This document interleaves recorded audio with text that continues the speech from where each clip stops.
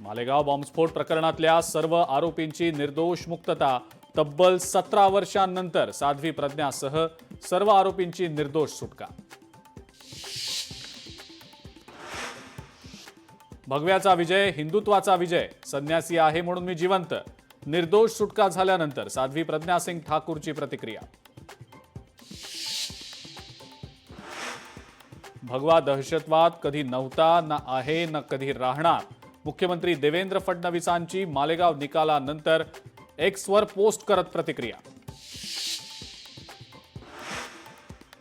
एक काळकुट्ट पर्व आज संपलं। हिंदू धर्मियांवरचा कलंक पुसला गेला। मालेगाव बॉम्बस्फोट प्रकरणाच्या निकालानंतर उपमुख्यमंत्री एकनाथ शिंदेंचं वक्तव्य।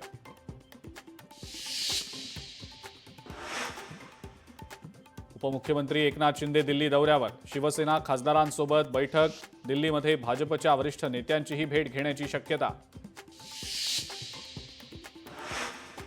माणिकराव कोकाटे यांना मोठा धक्का बसण्याची शक्यता।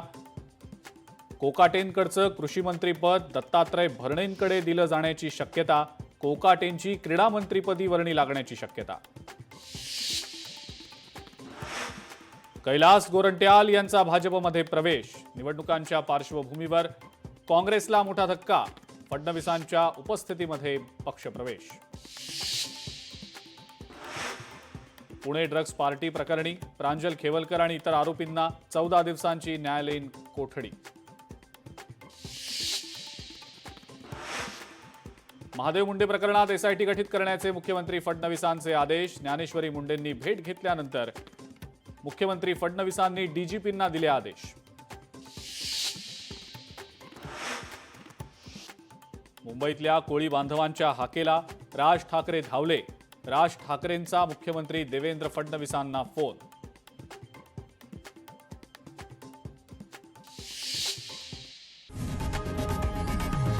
लोकशाही मराठी ऐका, पहा, जागरूक रहा।